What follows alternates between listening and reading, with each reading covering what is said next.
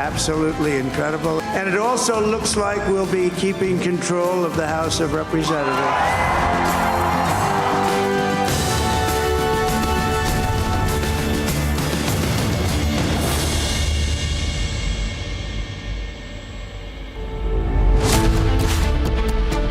Trump triumphs, Lutyens lament.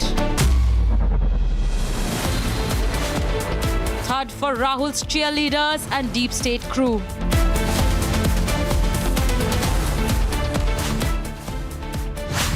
Debating tonight at 8:30 p.m.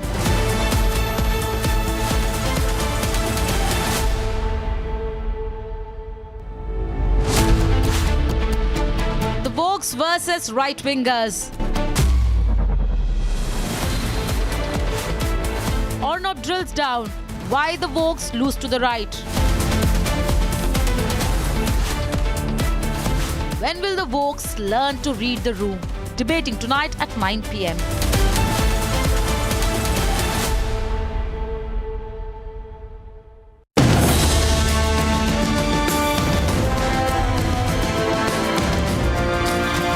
America has given us an unprecedented and powerful mandate. We have taken back control of the Senate. Wow, that's good. The number of victories in the Senate was absolutely incredible. And it also looks like we'll be keeping control of the House of Representatives.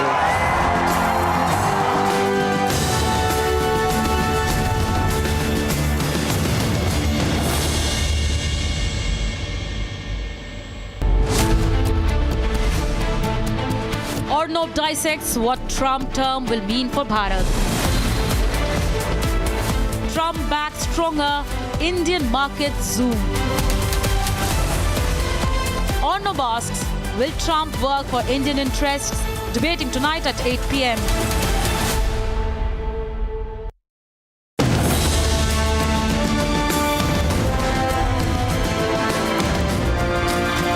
America has given us an unprecedented and powerful mandate. We have taken back control of the Senate. Wow, that's good. The number of victories in the Senate was absolutely incredible. And it also looks like we'll be keeping control of the House of Representatives.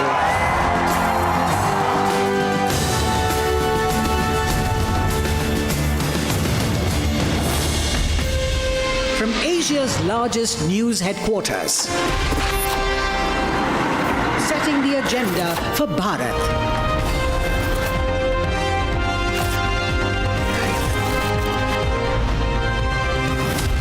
You're watching Republic.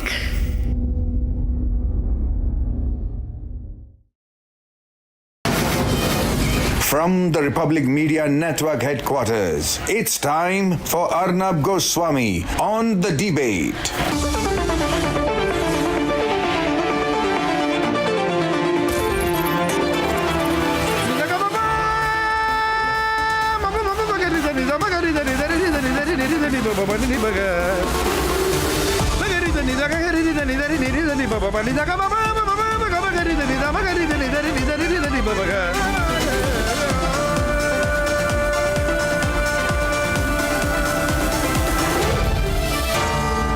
Arnab Goswami on The Debate.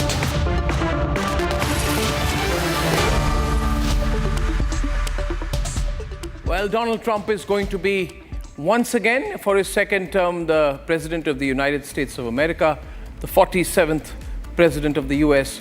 And the question everybody is asking is, how is this going to work for India?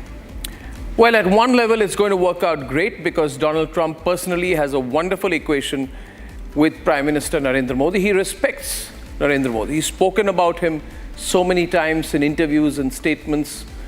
And it's quite clear that at a level of personal chemistry, both the leaders are strong leaders in complete control of their respective countries. For Narendra Modi, it is his third term. For Donald Trump, it is his second term.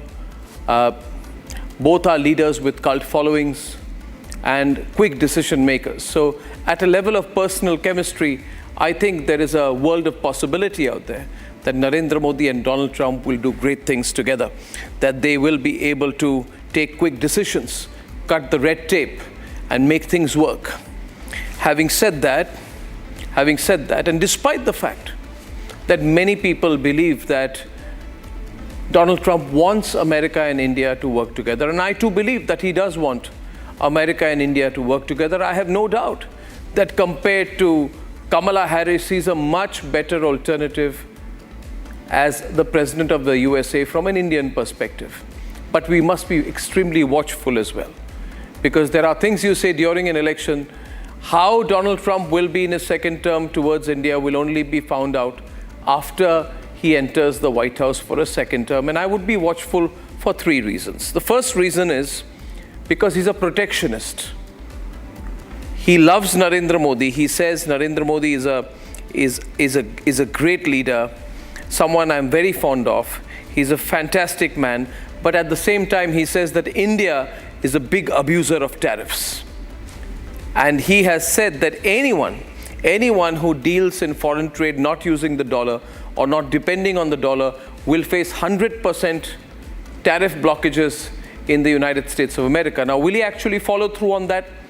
Remember, viewers, Donald Trump says one thing and does another many, many times. He goes back and then he conveniently forgets what he says. But if he plans to do that, if he wants to punish India for being part of a group that is going to encourage alternatives to, if not de-dollarization, alternatives to the dollar, then I think we're in for a rough ride, because Donald Trump wants 100% tariff on goods from countries that move away from the United States dollar in terms of global trade. He has said so in an election rally. The second reason I would be very watchful about Donald Trump is because he's going to put in heavy restrictions on immigration. Heavy restrictions. And remember, viewers, in his first term, the number of people who were denied H-1B visas went up 3 times. The number of people who were denied a simple L-1 visa went from 12 to 28%, 2.5 times. So he's going to make it very, very difficult for Indian nationals to get visas to work in the United States or even visit the United States for extended periods of time, because he is going to try and get an employment for US nationals. So he's going to be very protectionist in terms of the immigration policy, in terms of restrictions on visas. So I would be very watchful with him as far as that is concerned. In fact, he won't even allow automatic citizenship for children.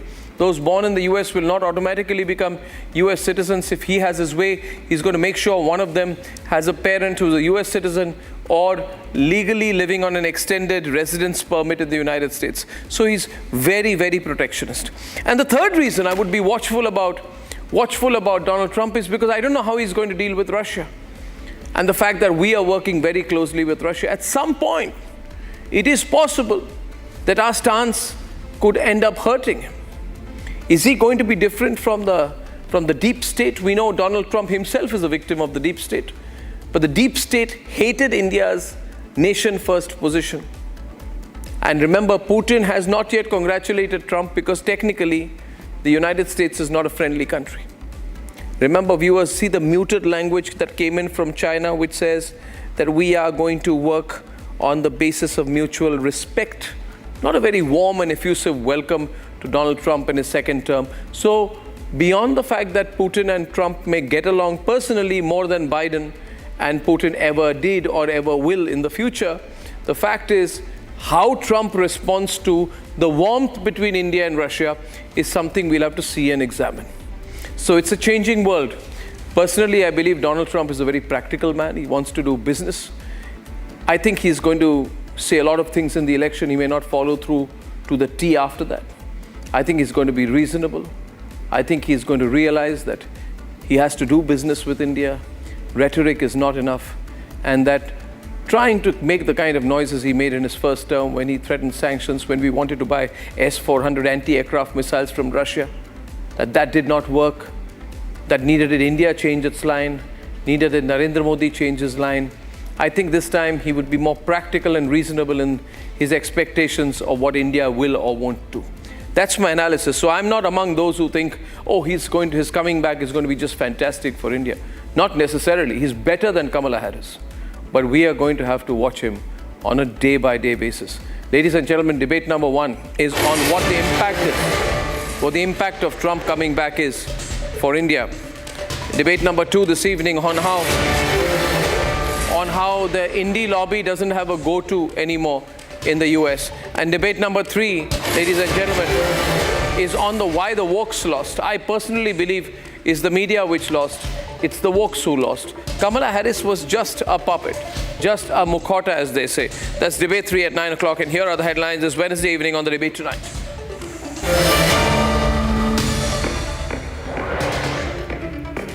After a mammoth mandate, Donald J. Trump wins the US presidential elections to become the 47th President of the United States of America. Trump wins the elections, should I say sweeps the elections. The focus is now on India-US ties. Trump's victory seen largely positive, mainly due to his chemistry with Prime Minister Modi. The left liberal media totally loses it after the Trump win. Dejection and shockwaves spread around the American and European newsrooms that painted only negative pictures of the American president. Trump's victory cautions Putin. Kremlin says the US is still a hostile state and that only time will tell if Trump's rhetoric on ending the Ukraine war translates into reality.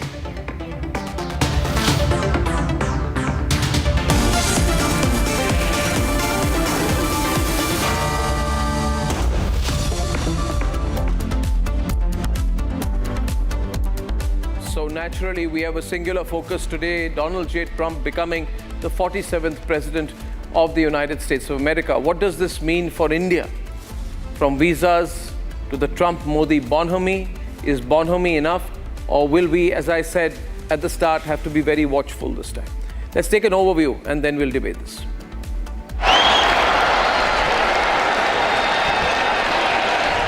हम सब खड़े होकर के नमस्ते Trump, नमस्ते Trump. Namaste. The words of candidate Trump. अब की बार Trump सरकार.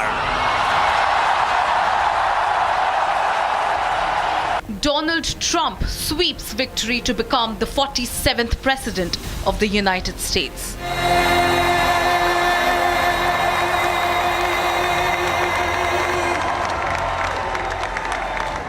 What does this landslide victory mean for India? Prime Minister Modi took to X to congratulate Donald Trump on his clincher victory. Trump has time and again talked about his good rapport with Prime Minister Narendra Modi. Modi, India. Yeah. He's a friend of mine. He's great. We have a great relationship with India. I did. And with especially the leader, Modi. He's a great leader, great man. Really is a great man. He's brought it together. He's done a great job. But they probably charge as much. I mean, I think they probably charge more than, in many ways, China. But they do it with a smile, you know. Be it the Howdy Modi event back in 2016. Prime Minister Modi is doing a truly exceptional job for India and for all of the Indian people. It is my immense privilege to be here with him today at this profoundly historic event. Or the Namaste Trump tour in 2020, where the Trump-Modi bonhomie was in ample display. A sense of leadership, a passion for America, a concern for every American.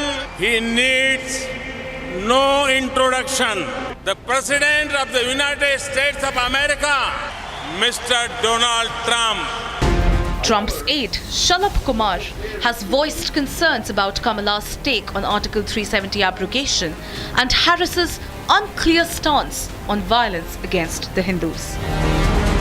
Kamala has radical views on Kashmir. Every time Joe Biden gets a chance, every time Kamala gets a chance, Kamala will be even more enhanced. Prime Minister Modi and BJP in India is persecuting minorities. Forget about what's happening in Bangladesh. Forget about what's happening everywhere else against Hindus. To them, Hindus are the majority and the radical Islam. I'm not just going to say Muslims, but radical Islam is minority. Moments after Trump's victory, Sensex had zoomed 1,000 points.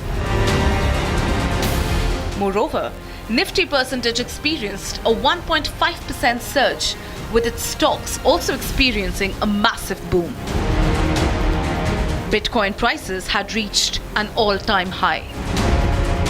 On one hand, higher tariffs on Chinese products could offer the edge to India's exports, while on the other hand, a strengthening US dollar may increase India's import expense.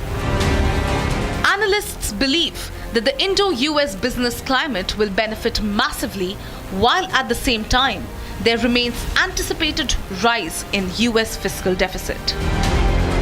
As Trump embarks on his second White House term, all eyes on what this victory means for the Indian apparatus.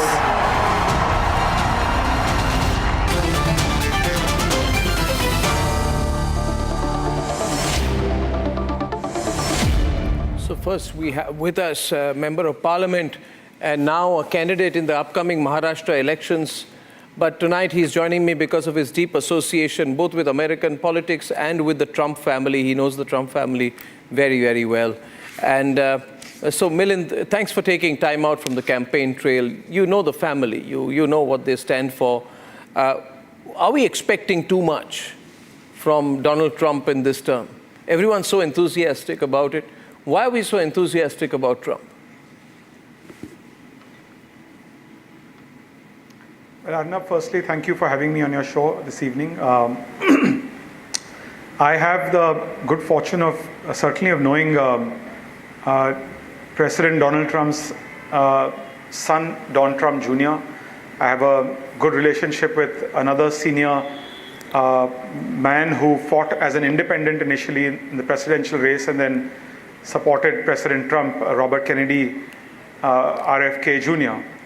And I was hearing your introductory remarks, and I would say make a few comments. One is, my late father was one of the earliest proponents of stronger Indo-US ties back in the 80s when it was very, very inconvenient to be an Indian politician who wanted to deepen ties with the US. I remember him telling me how he worked across the aisle with Democrats like Steve Solars, Republicans like Larry Pressler, who initiated the Pressler Amendment, which prevented almost $5 billion of American aid going to Pakistan, and how difficult it was to convince people on the Capitol Hill that India is a natural political, cultural, social, economic ally. I do believe, number one, that regardless of who comes to power in America, and to be fair, what a government in India looks like, the Indo-US relationship is here to stay. The Indo-US relationship has also matured to a level where America is fully aware of our historic ties with countries like Russia. And in that sense, the relationship is now one of two good friends who've been friends for a long time, who trust each other, support each other. But having said that, I do agree with you that it would be wrong on anyone's part to assume that because there may be camaraderie between the two leaders, that certainly helps in any relationship, in any bilateral relationship. I do think that President Trump will ultimately look out for what is in America's interests. President Trump ultimately, don't forget, one of his biggest policies in 2016 when he became president was to reduce America's dependence on Chinese supply chains, on global supply chains, bring manufacturing back to America. That comes with a cost. That increases inflation in their country. It makes goods and services more expensive in America. But he did that because he felt it's important to create jobs in America and not to use the American consumption story to essentially subsidize the economies of China, if you will. Prime Minister Modi did the same thing in 2014. In fact, Prime Minister Modi, to his credit, did it 2 years before President Trump, when he announced the Make in India initiative. So I think what's very critical to note is that America will look out for its own interests. India will look out and must look out for its own interests. If those two interests converge, so be it. But there may be times, especially in the area of trade, where those relations may clash. However, I do believe, from a political point of view, from a strategic point of view, Today, our interests are aligned in the Indo-Pacific. Our interests are aligned for a free and fair Indo-Pacific, a South China, in terms of reducing the aggression with regards to what's happening in South China Sea. I can go a step further. As someone who serves on the board of the Arctic Circle, that the Arctic, Arnab, is the next frontier. Today, the whole world is focused on the South China Sea, but as ice is melting in the Arctic, new shipping routes are becoming available through the northern sea route over Siberia. Effectively, a ship can carry cargo from China to Europe in lesser days through the Arctic route, through the northern sea route, than it can through the traditional route of going through the South China Sea and eventually through the Suez Canal. So even in the Arctic, there is essentially some kind of confrontation building up, not just between America and Russia, but one of the biggest players in the Arctic today is China. It calls itself a near-Arctic state. And there's tremendous opportunities for us to cooperate there as well. So I think on the strategic side, I see great potential in the Trump Prime Minister Narendra Modi ji relationship that will certainly help us punch way beyond our weight. But on the economic side, I think we may see certain issues with regards to trade, and that's natural. Both of us should look out for our own interests. Yeah, but okay, so just a quick follow-up on that before I let you go. Milind, what about Pakistan, Kashmir? You know, it was felt that Kamala Harris, the woke stance, would be very, very pro-Pakistan, anti-India, established positions on that. You think Trump is much more on our side on that? Absolutely. I would say, to be very honest with you, not to wear a political hat, but to be completely honest here, I think that, Kamala Harris may have been a slightly between a center-left Democrat and a progressive Democrat. But I think President Joe Biden was a center-left Democrat. And President Joe Biden also understood realpolitik. He was very pragmatic about America's stance on these issues. But I certainly see with President Trump that woke culture of having to please certain constituents, even though they know it's wrong, even though they know it's not in America's strategic interest, even though it's actually inaccurate. What we see, for example, in Canada, that will not be something that we see under President Trump. So I think there will be realpolitik, there will be real relations based on factual issues. Wokeness will certainly die a natural death in America, I hope, for the long term and permanently. But I do believe that we will have a certain dispute here and there on trade, and I think that's natural. America has every right to look out for its national interests. We have every right to look out for ours. Of course. Mind you, there are many areas, Arnab, where America is competing directly with China, whether it's in space, whether it's in robotics, whether it's in quantum computing. But there are many areas where America and India are both looking out for their own interests, and essentially there could be a clash in the future. One very good example is semiconductor chips. To reduce America and India's dependence on Taiwan, both countries have some form of a chip act. America calls it a CHIPS Act. We have a PLI, production-linked incentive scheme, 10,000 crore rupees to encourage domestic production of wafer fabs and semiconductor chips. The same is true of artificial intelligence. America is a huge hub of artificial intelligence competing against China. They have huge companies like NVIDIA. But we are also using production-linked incentives to encourage data centers to be housed in India. So these are areas where you may see some competition on trade. But as I said, I do believe politically, when it comes to issues like Kashmir, and more importantly, strategically, all the way from the Indo-Pacific to the Arctic, we will see greater cooperation under Trump. Wow. Thank you for making time from your campaign, and all the best for that election. You must be feeling very inspired today as well. Milind, thank you very much. I'd like to go to our panel now.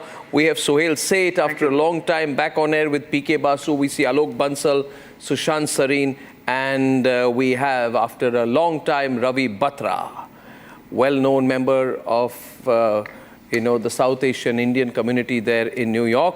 So, Ravi, are we getting romantic about the possibilities of what Trump could do for India-US relationship? Are we getting a little sort of carried away? What do you think this will do to our mutual relationship? I think, first of all, today is a very happy day because America is reborn today.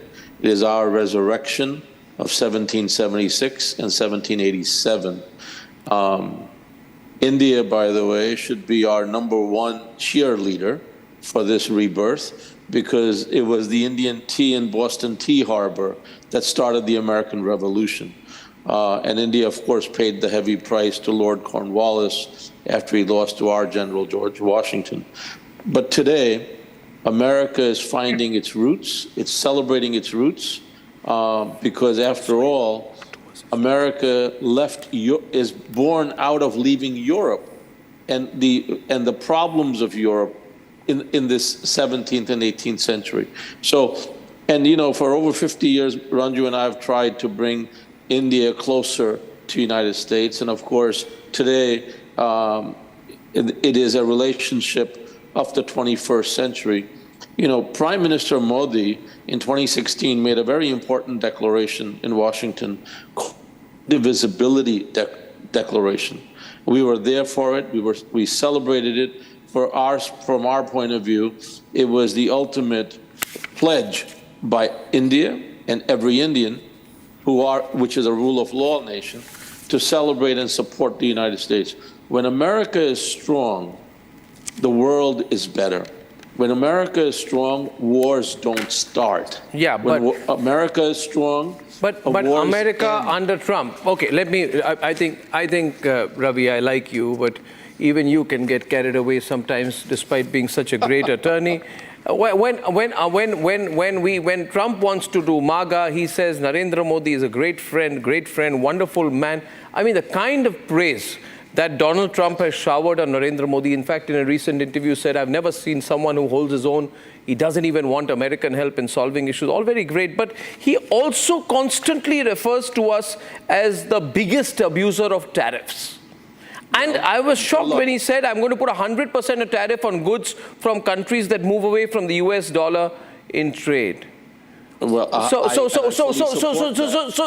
this, sort of this pleasantry end overnight, Suhel? Because he's going to have to take tough business decisions. So you've got to understand one thing about Donald Trump. He isn't a person who sticks to what he says. I mean, he says things because he says them for the moment. So don't expect him to be, consistent. He's unhinged, which is why he's won this election. And I'm glad he's won the election compared to Kamala Harris. Ravi, my good friend, has a romantic idealism about him, which is found after years of practicing at the bar in New York. But the truth is as follows. Donald Trump is the United States of America's president. He's not the Indian prime minister. He will work towards the benefits for America. If he says 100%, trust me, it will be that. Because that's what he wants.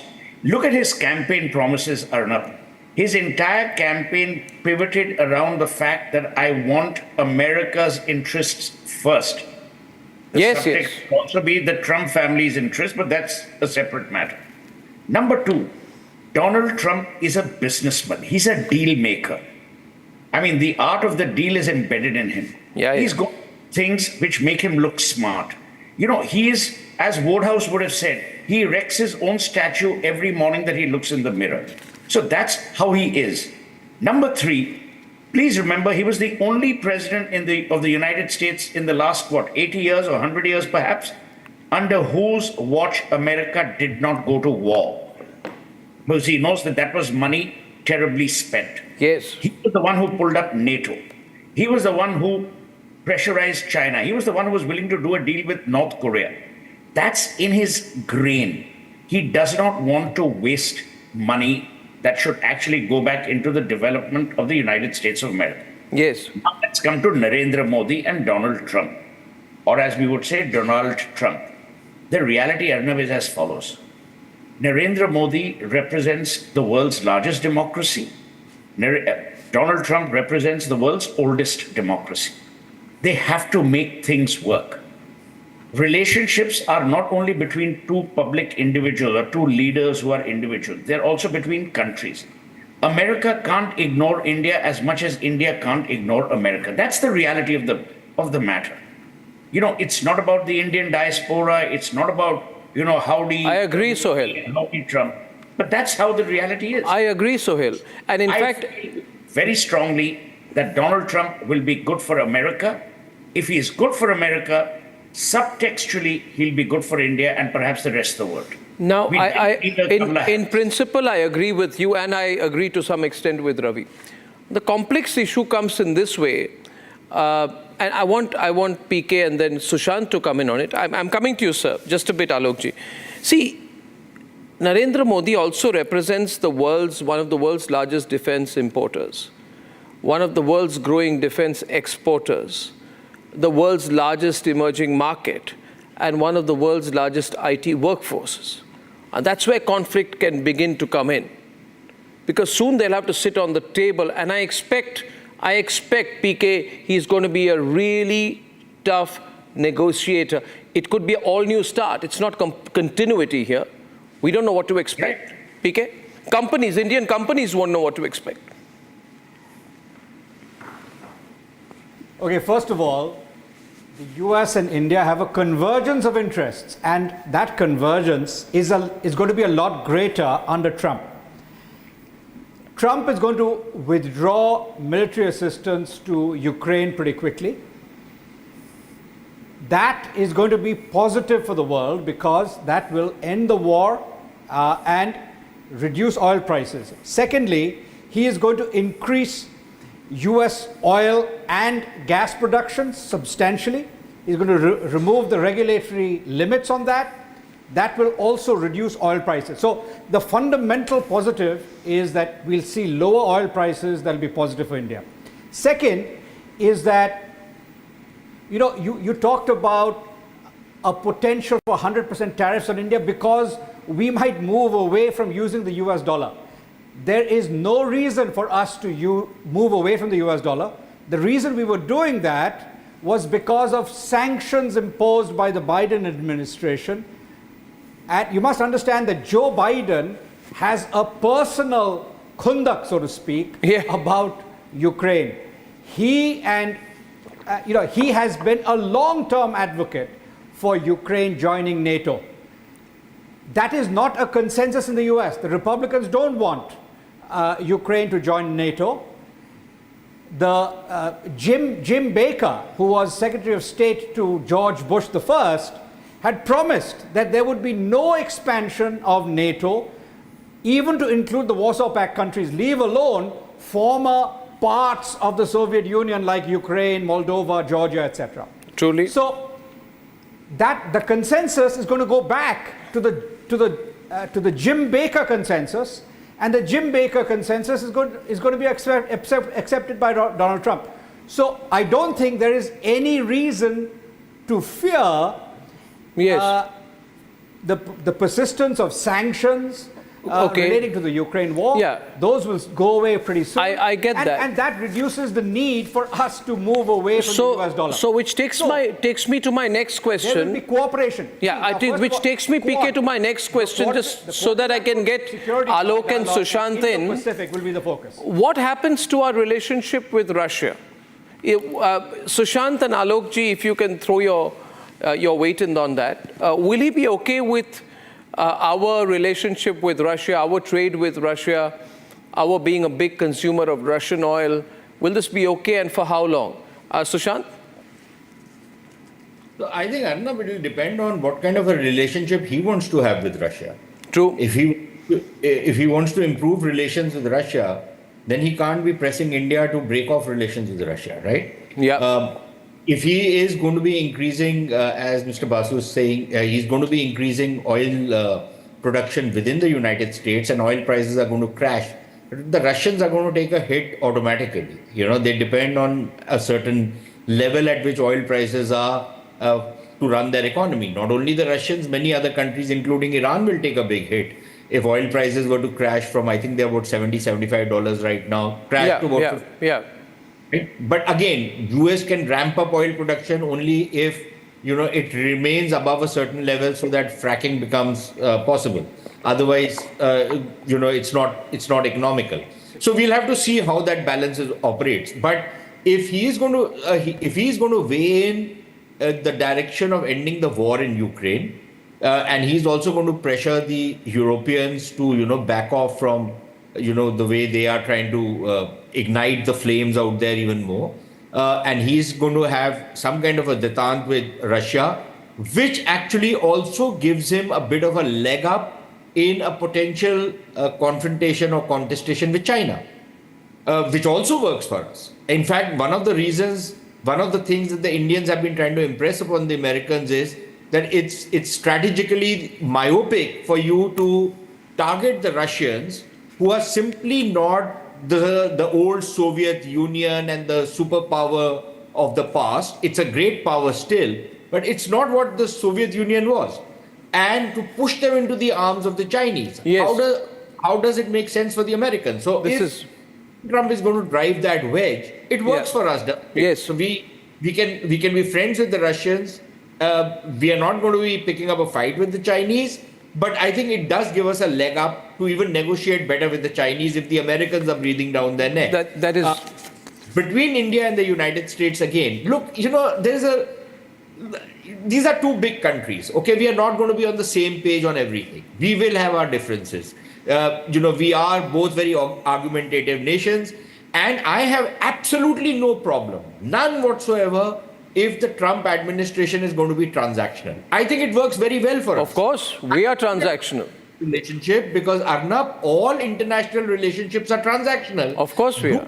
You put whatever cosmetics on it, call it strategic, comprehensive, civilization. No. It's mutual interest.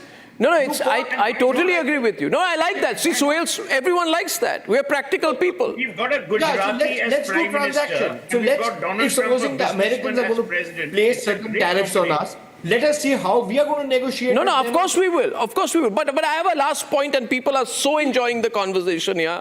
I can't tell you, so many people saying on social media, put this entire chunk on YouTube, your republicworld.com, so people can see it even if we're not live, and I'm going to do exactly that. My last question on this fantastic discussion is to Alok Bansal, geopolitical strategist. Mr. Bansal, my last question is on China. The Quad, which was on the back burner, was revived and given new life when Donald Trump came into power. That was 2017 that the Quad was revived. Will he want us in an anti-China camp? See, I have no doubts that he would want to revive Quad and want us in an anti-China camp. And in fact, the whole euphoria in India, as far as Trump presidency is concerned, besides personal equations, stems from he's an enemy of our enemies. He's anti-China, he's expected to be anti-Pakistan, so he'll do that. But I have 6 or 7 major problems with Trump. Starting with, he would not want American companies to set up investment in India for setting up production facilities. He would want them to shift back production facilities to US so that US citizens get employment. He would like to raise tariffs. For a country like India, which has a favorable balance of trade, that will be again a problem. You have talked about visas. H-1B, L-1 visas will be curtailed severely. IT companies will be affected adversely. There is no doubt about it. You talked about BRICS currency and alternative mechanisms which we are working, Russia paying on rupee, ruble, etc., which will be there. And one issue which is often forgotten is that his pathological hatred for Iran could actually create another war in Persian Gulf. And that would be extremely catastrophic for India, because 100 billion plus remittances that we get every year, almost 50% of that comes from Gulf countries. Now, that conflict can not only curtail this remittances as happened during the first and second Gulf War, but could also choke Persian Gulf, from which we get valuable energy sources, and bulk of our trade actually transits through that. So these are some of the issues which come. And finally, Trump is extremely inconsistent. So how do you plan? Today he'll make one statement, tomorrow he'll make something. Can I get a rebut? Mr. Bansal, as the contrarian in the group, you're getting reactions. I'm extending. 20 seconds from Suhel. Suhel first. PK after that. Suhel first. Let me tell you, Mr. Bansal, we are all predicting an unpredictable man's term even before his term has begun. So remember, his unpredictability is his biggest thing. They have a good laugh on that. I want to just end, because Arnab has actually studied in a proper university. It's about a quote from Julius Caesar. When Caesar was told he could never be flattered, he was most flattered. Donald Trump is the modern day Julius Caesar. All right, okay. Just keep flattering him. No, I think he's very practical. Ravi, 10 seconds to Ravi. Yes. Rejoinder, Ravi. The dollar is PK. a battle line. Yeah, dollar is a battle line. Yeah, dollar is the battle line. Moves away from the dollar is no friend. We're at war. Okay. Second, just a month ago, I spoke to Wang Yi, the distinguished foreign minister of China, and I said, America made you rich and powerful. Why are you not an American ally? So India needs to watch on its flank, because China. Oh, okay. Now I'm. Like to see that okay. I have to go, but I have to let PK have a 10-second rejoinder. Okay, quickly on Iran, the JCPOA needs to be abandoned because Iran is very close to getting a nuclear weapon, and Trump is going to ensure that there'll be renewed sanctions on Iran. Yeah, I know. This is not too bad for India. Yeah. Because we had the Chabahar port. The Chabahar port was for Afghanistan. It was for the regime that is gone from Afghanistan. So 5 seconds we to can't Sushant. really use the Chabahar port anymore. 5 seconds to Sushant. So the key point, though, is that there will be new sanctions on Iran. Yeah. 5 seconds to It much more Sushant. difficult for Iran to prosecute the war against Israel through Hamas and Hezbollah. Okay. Sushant, you want? Arnab, So just few quick points about my friend Alok. Look, one on the visa thing. If he's stopping illegal immigration, but legal migration is going to be allowed, I don't see what is the problem, especially if technically qualified Indians start getting jobs out there. Not all of them, but Indian students, for example, who go out there, he has said that there will be some kind of an automatic route. So what's the big deal? And in any case, if Indians stay back in India and make a greater India, what is our problem? No. The problem is not that. The problem is Donald Trump says, I want the Harvard, MIT, Oxford, Cambridge types. He's very clear. He wants the creme de la creme of Indian students. You're Oxford, Cambridge. I'm too old now. Thank you very much, Suhel, for that. Okay, ladies and gentlemen, I have to wrap up this beautiful discussion. These 5 gentlemen have to be called back into the program. What do you say? Ladies and gentlemen, now what happens to a lobby, political lobby? My thesis is that when Donald Trump comes back, it's going to hurt Rahul Gandhi, and this is possibly why. Next to you, when the men first held today, 'cause there ain't no doubt I love this land, but I guess the USA.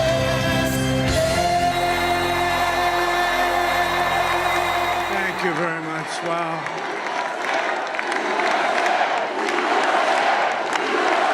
Donald Trump, the 47th President of the United States. I want to thank you. I will not let you down. America's future will be bigger, better, bolder, richer, safer, and stronger than it has ever been before. God bless you, and God bless America. Thank you very much. While America gears for the most talked about return to the White House,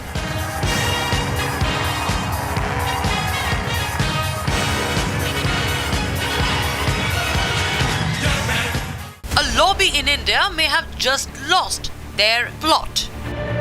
Remember these pictures? From peddling the minorities targeted narrative to demanding US intervention in Kashmir. US Congresswoman Ilhan Omar has for long questioned and maligned India. And with Rahul frequenting the US and finding an audience receptive to his divisive discourse, मतलब उनको समझ नहीं आती कि ये देश सबका है, ये देश मिलकर बना है. इसको India is called a union of states. In the constitution it's written clearly. India, that is Bharat, is a union of states. What does it mean? It means it's a union of languages. It's a union of traditions. Union of histories. Union of music, of dance. वो कहते नहीं union नहीं है, ये सब अलग अलग हैं. the natural bonhomie between left liberals in the West and the Indian lobby could not be missed. A leader who is pro-Palestine in public raised eyebrows when he met US Consular General Jennifer Lawson in Hyderabad. Asaduddin Owaisi, who has vocally condemned the US for supporting Israel in their ongoing conflict, had a friendly meeting with Lawson in Hyderabad. This cross-country system of liberals seemed to thrive while the Democrats ruled the states. But now, with the Reds succeeding the throne, this collaborative ecosystem may have fallen like a pack of cards. Did the Congress back the wrong camp? Big bets, bigger regrets. What now for the lobby?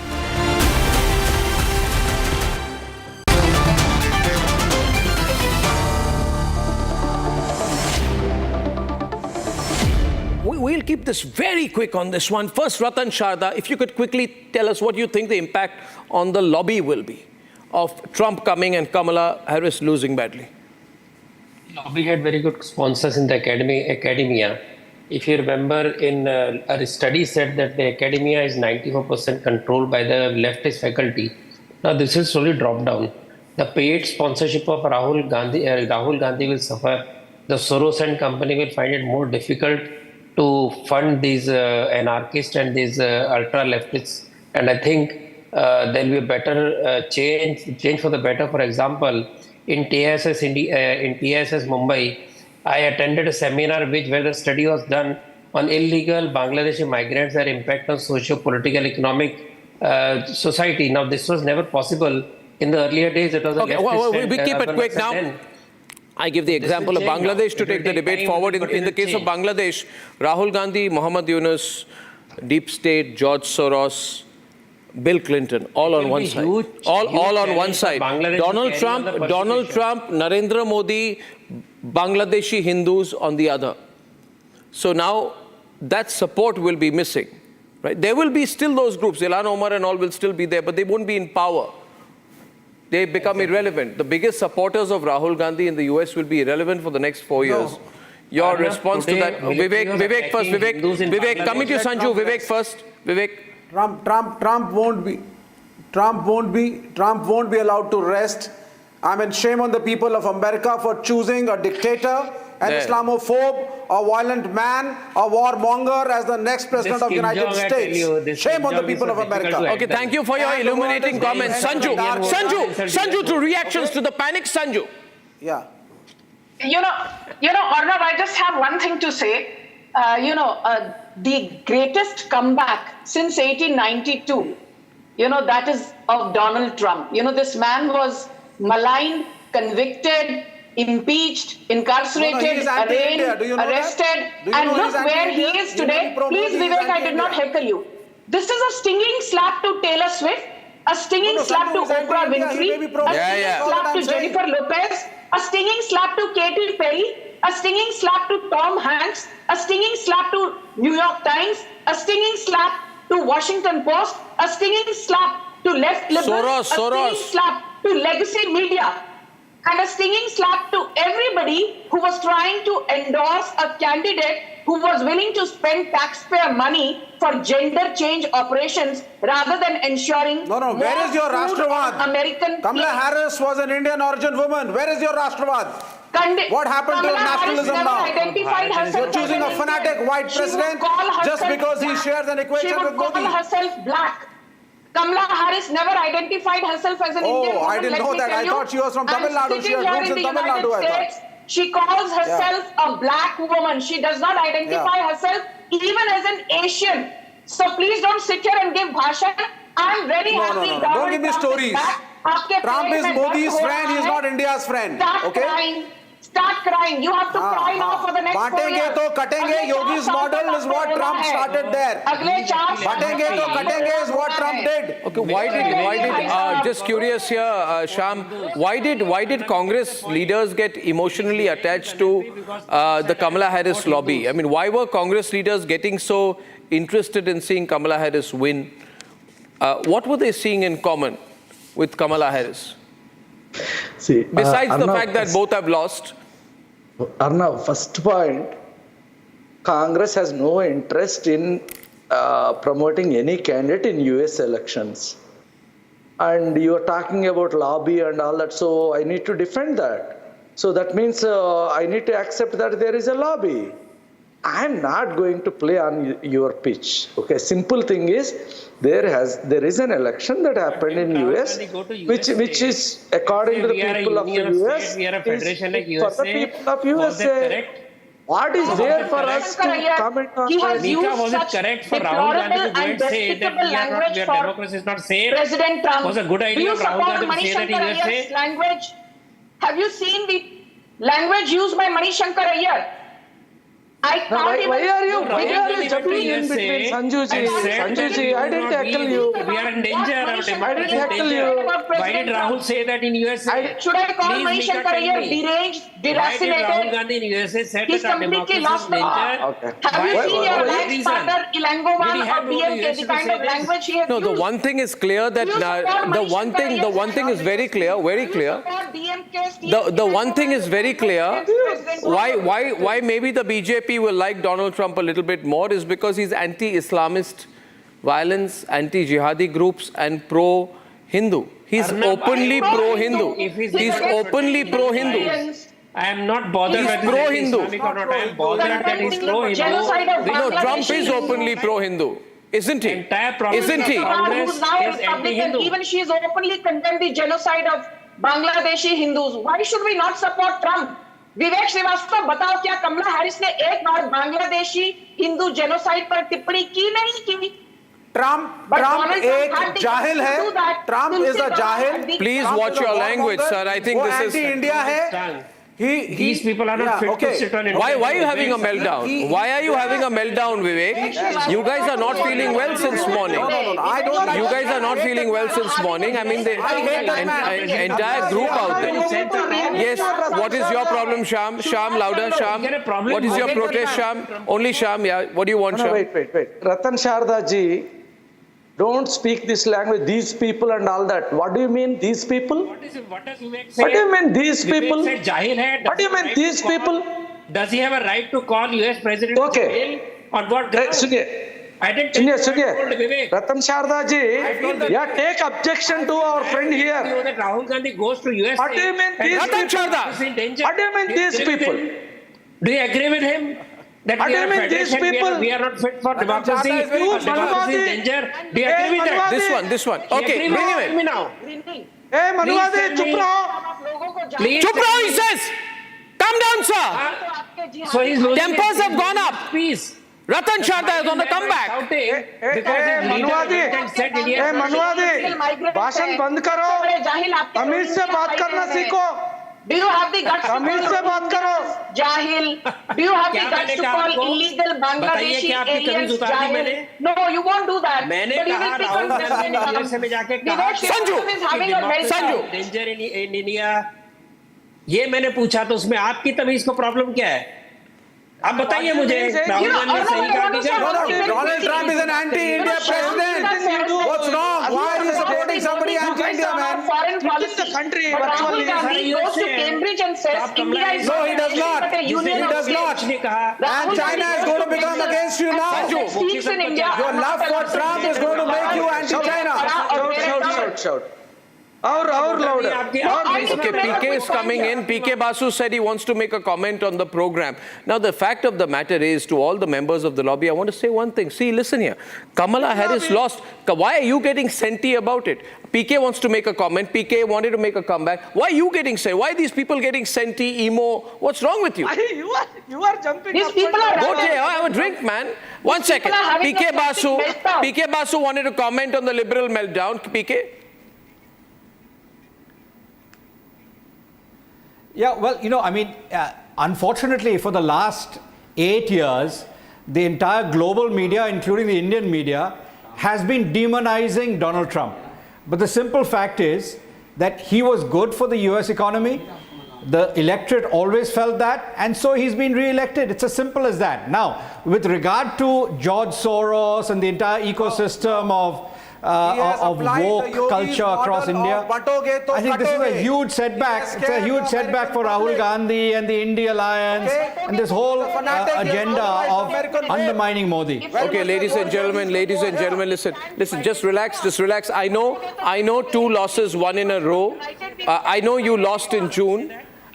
You lost in Haryana, but I can understand you getting senti about Haryana, getting senti about losing the general elections. Why are you getting senti about Kamala Harris losing the election?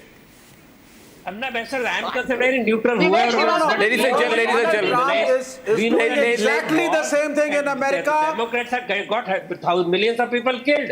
He's Mr. doing Vivek the same Srivastava thing is in not America. killing Batoge to because of minuscule. katoge. He's scaring Who the American started Ukraine public. war? He's scaring Who the Hindus created mayhem there. in Middle He's East? dividing the You people over understand there. geopolitics? Do you understand what is happening geopolitically? He's a fanatic. When people are being killed, and you said that He Trump is is not a good at violent people who fanatic. bomb people. And your closeness will Trump will make equations with China go bad. Ladies and gentlemen, as you can see on my program itself, there's some people are having a meltdown. Let me tell you one thing. Let me assure you, it's not just happening to Vivek or to the Congress leaders. It is happening globally because the entire woke liberal lobby is having a gigantic, pathetic, ridiculous, abominable, shameless meltdown. Why do they always get it so wrong? We'll talk about that when I'm back.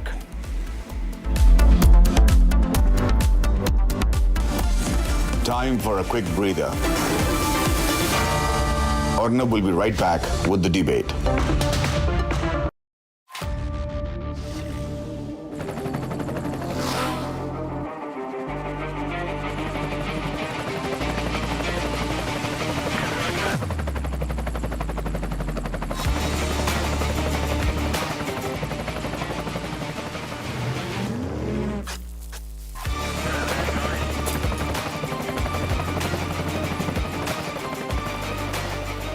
Director, The Taste of Success.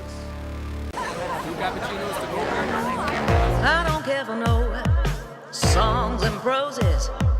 I don't care for no sweet boys with roses. All I want is a touch of love. Thank you very much. Wow.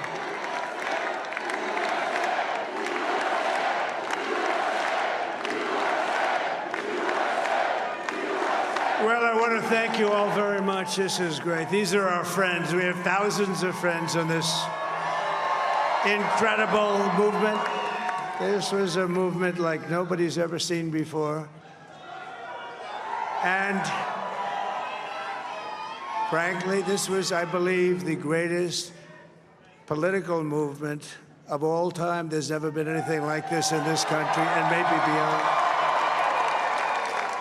And now it's going to reach a new level of importance because we're going to help our country heal. We're going to help our This will truly be the golden age of America. That's what we have to have. This is a magnificent victory for the American people that will allow us to make America great again.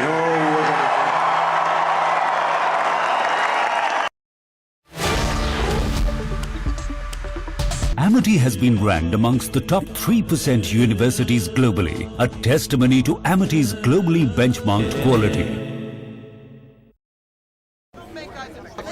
I don't care for no songs and proses. I don't care for no sweet boys with roses. All I want is a touch of love. Thank you very much. Wow.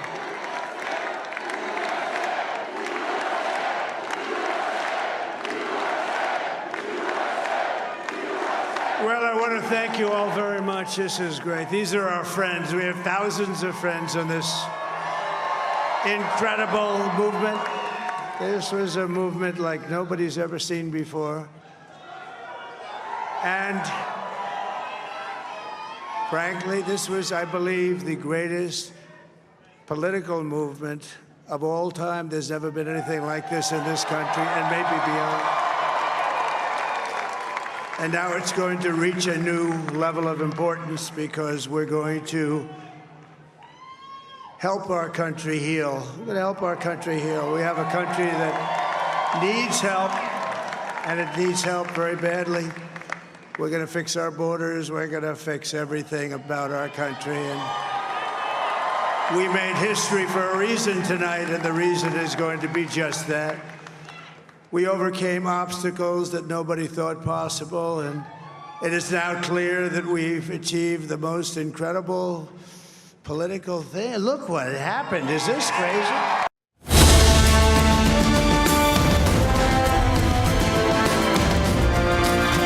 America has given us an unprecedented and powerful mandate. We have taken back control of the Senate. Wow, that's good. Number of victories in the Senate was absolutely incredible. And it also looks like we'll be keeping control of the House of Representatives.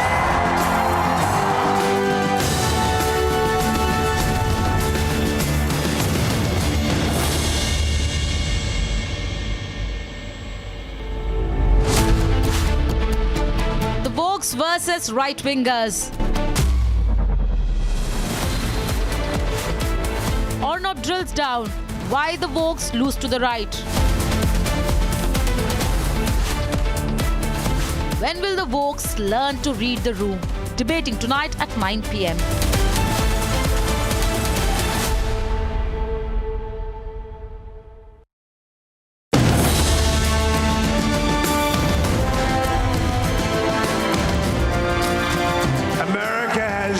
Given us an unprecedented and powerful mandate. We have taken back control of the Senate. Wow, that's good. Number of victories in the Senate was absolutely incredible. And it also looks like we'll be keeping control of the House of Representatives.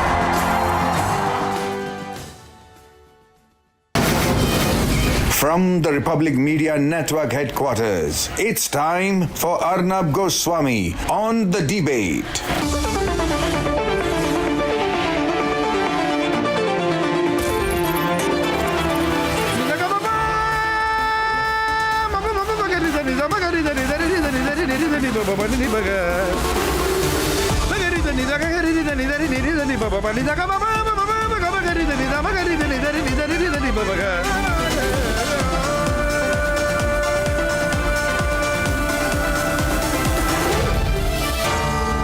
Arnab Goswami on The Debate.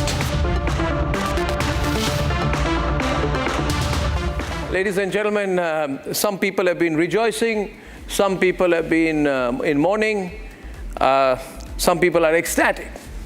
Some people say that, they feel life has no meaning anymore. But one thing I can tell you is that nobody is having a normal reaction to the US election. I mean, it's bizarre. Sometimes I look at this election and I say, what's going on here? Is it some kind of a comedy going on? Is it a, sort of Shakespearean tragedy? But I just wanted to begin the nation's sharpest opinion by saying that whenever I comment on the US elections and the results, wherever I've been commenting, and people say, are you talking about India? Are you talking about America? Are you talking about the Indian political situation? Or are you talking about the American political situation? So I don't know why people ask me that question, but let me tell you what I've said about what has happened after the American results and Trump won. The first is that there is this lobby, this poor little pathetic lobby, and reality has hit them in the face with the velocity of light. They don't know what to do. They are completely stunned. And this lobby is sweating, ladies and gentlemen, sweating so hard, because the worst thing that can happen to anyone, an individual, a group, a community, an institution, or a lobby, is when you realize that you're completely irrelevant. And this lobby has realized the fact that it is completely irrelevant. It has all kinds of singers and pop stars and ex-pop stars and ex-singers and ex-this and ex-that, whatever. But they still got nobody on their side. They got completely hammered in the election.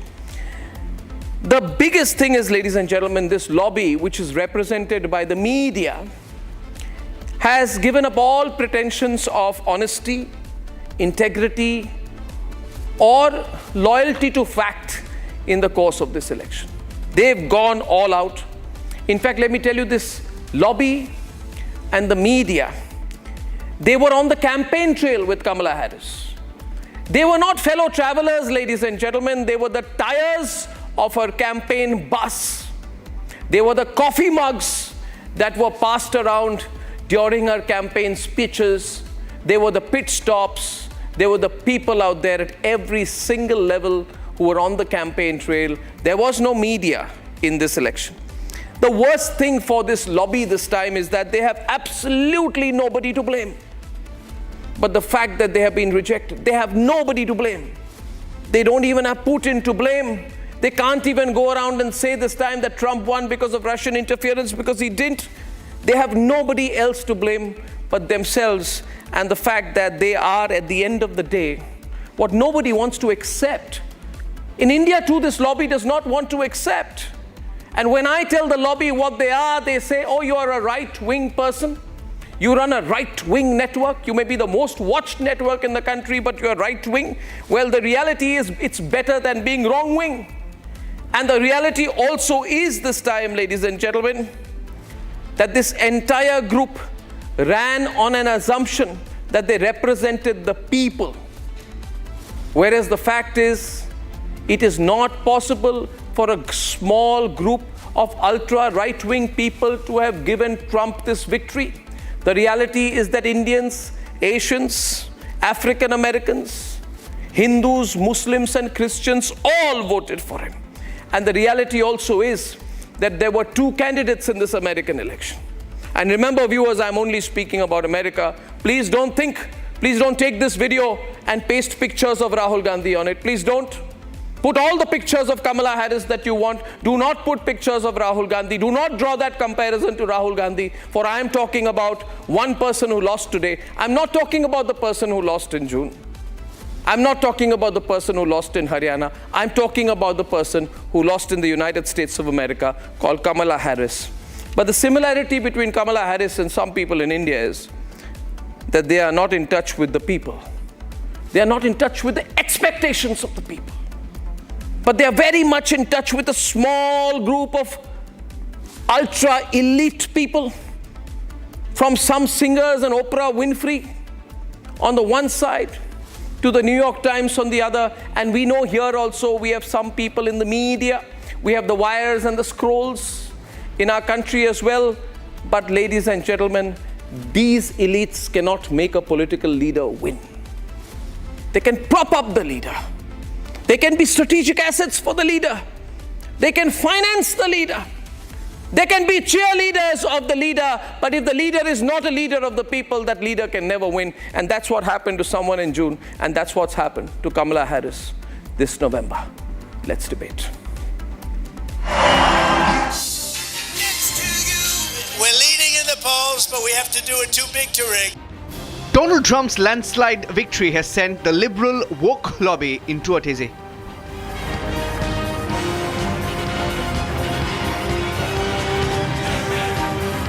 Every single day I will be fighting for you, and with every breath in my body, I will not rest until we have delivered the strong, safe, and prosperous America that our children deserve and that you deserve. This will truly be the golden age of America. That's what we have to have. The Trump campaign has comprised a plethora of iconic moments, from the fist bump post the assassination bid, to his befitting reply to Joe Biden's garbage comment about Trump supporters. Make America great again. Oh. Make America Great Again message has resonated with the American masses. Multiple Donald Trump supporters have accused Kamala Harris of changing her accent. Watch the different clips which the Republicans base their comments on. When union workplaces are safer, every workplace is safer. When unions are strong, America is strong. You all helped us win in 2020, and we're gonna do it again in 2024. So I'm gonna get into some business now. Okay, I'm gonna get into some business now. All right. Hello to all my divine nine brothers and sisters. Despite the Democratic tactics, the Republicans have scripted history. Do the wokes have a problem because Trump took a nation-first stance? The left liberal woke media is indeed having a meltdown. Despite the smear campaign, Donald Trump has emerged victorious. Big money, digital machinery in their control. But the wokes have lost big. Does this signal the fact that the wokes finally need to wake up?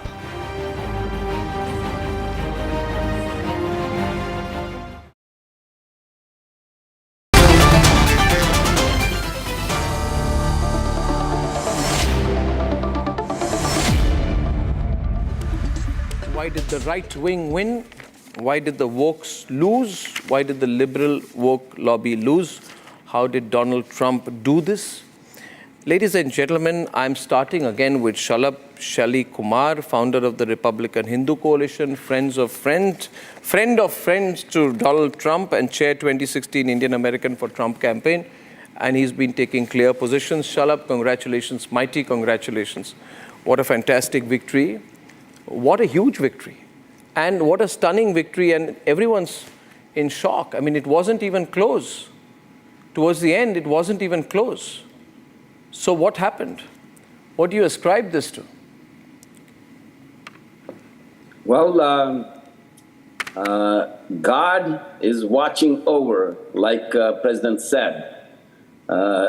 It was meant to be that God was smiling over the United States of America, and that's what happened. Now, actually, there are a few things I do want to point out. When we were talking about, I believe on November 1st. Yes. When we were talking about, and from listening to your monologue and having a conversation with you, I made a comment. Arnab, this interview itself might make the difference. Yeah, you said that. I remember. And it did. It did. I'm into numbers and fairly analytical. So there are 3 states we were focusing on: Pennsylvania, Michigan, and Wisconsin. So in these 3 states, I would say the margin of victory for President Trump is close to 450,000 votes. And I could tell you quite with a lot of confidence that half of that came from Hindu Americans, half of that came from the last minute campaign we mounted from your conversation, your monologue, and your very clear position that woke up a lot of Hindu Americans in these states who were just otherwise going, Kamala, Kamala, Kamala. Because Kamala is the Hindu name, so we should go and vote for Kamala no matter what her policies are. But you were able to focus with your interview and your commentary. You were able to focus our people on this election, and history is going to tell this. You know, this particular interview we had last, that is a historical event that has an impact not only in the United States on Hindu Americans, over 1 billion Hindus around the world, India, Bharat, world, peace and with Ukraine and Russia, probably solving the Middle East problem, and it's going to have a dramatic impact on so many things. Well, I thank you. In fact, I thank you, in fact, Shalli, for that. And also, I think what you've done in terms of bringing the Hindu Coalition for Republicans together is incredible. See, Shalli, you know me for some time. I mean, I just, when I believe in something, I go all out. And I think I openly supported Donald Trump this time because I felt that he was pro-Hindu. Somebody has to speak for the Hindu community. And I felt so good in the way that he spoke for the Hindus in Bangladesh. And if you don't speak for a community in crisis, then there's no point. And I can assure you, Shala, we'll hold Donald Trump to account for it. We hope he continues to take that line even after being elected. So tell me this, there's been a lot of happiness around. I mean, a lot of in right-wing circles in India about this victory, right? But is the business part going to work between Narendra Modi and Donald Trump, because he's a tough negotiator and Modi is also a tough negotiator? Both are very pro their own nations. How is it going to work? Where will the middle line happen? Because it's in the interest of both countries, both the United States and India. So, actually, I'll tell you a comment which Newt Gingrich made in 2016. For me, you know that Newt Gingrich was the first American politician who was on a video call with then Chief Minister Modi. Well, so, I know Newt Gingrich for another reason. When I started my career, I take you way back, my first ever article, 1995, was an analysis of Newt Gingrich. So I'm fascinated with that man. You can tell him that when you meet him. So yes, please carry on. Yes, no, I was with him last night. So anyway, he had said both of these guys are very tough guys. And whereas President Trump is going to be for making America great again, and Modi will be for making India great again, or, bring its glory back. But he says at that time, he's actually on the record saying that is going to be great for both countries.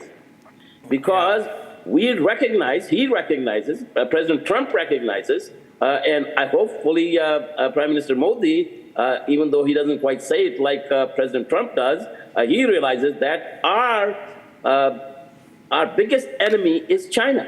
And Pakistan is just a small bankrupt country now, but China could create trouble for both the United States and India, Bharat, through Pakistan.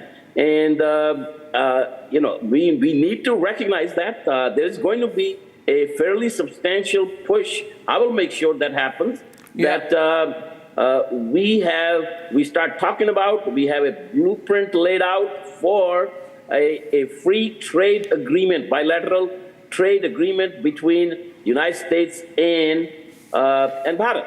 So that will go a long ways. We need to get manufacturing out of China back to United States, and the portion which cannot be done in the United States, that also could be done in India. A lot of manufacturing can move back to India. Now, India has excelled in software, but not in hardware as much.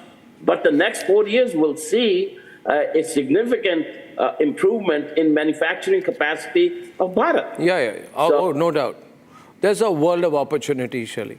Absolute world of opportunity. But so good to speak to you. And, we're starting our 9 p.m. program tonight with Shalabh Shelley Kumar. He's an interesting man. People, they change sides when their friends lose. This man in the last 4 years and before that never switched sides when Trump was seen to be down and out. And ladies and gentlemen, remember, I think Shelley should put it on the wall. If you ever feel down and out, anyone feels down and out, pick up the New York Times, I think, cover, or New Yorker, I don't know who put it out, saying that this is the end of Donald Trump. Take that on one side and take today's picture on the other. What a fight back. Shelley, good to see you. I'll see you soon. I want to make another comment. I've never spoken to you about this, but this is important to note from my own perspective. See, it was August of 2016 when I appeared in a debate with you, an hour-long debate, okay? So there actually at that time you had conducted a poll, before and after. And what had happened was after I spoke, like 85% of Indians went for Trump. So that was like an impromptu poll that was done. So I thought to myself, boy, if I can convince Arnab's audience in India, why don't I do that in United States? Shalabh, let me tell you one thing. I don't want to praise our network, but I can tell you we have a huge viewership in the United States of America. Let me also share with you, sometimes we have so much traction from the US, more than some of the American media networks. And I'll make one prediction, Shalabh. Let me tell you, 4 years from now, when the next US presidential election happens, I think a comparable people will be watching on the Republic Global channel than CNN and whatever those networks are, which have anyway become so discredited. I thank you again, Shalabh. Thank you, my friend. Thank you, Shalabh Shelly Kumar, Trump man. And Advaita Kala, Rashmi Samant and Saurabh Shukla are on the side of the right wing. If you don't mind my saying so, Advaita, don't try to be neutral. You are not. We are not. We are proudly prejudiced. That's a new term, proudly prejudiced. Now, on the other side is a very grim-looking Santosh Mehrotra. Santosh, cheer up a little. Ray Locker is a journalist and author, has appeared many times on my show. Saira Shah Halim looks devastated. And Meera Patel is an advocate practicing in the Supreme Court of India and managing partner in Law Circle. She's a firm Kamala Harris fan. I don't know if she remains one today. So, Saurabh, first of all, live from Boston.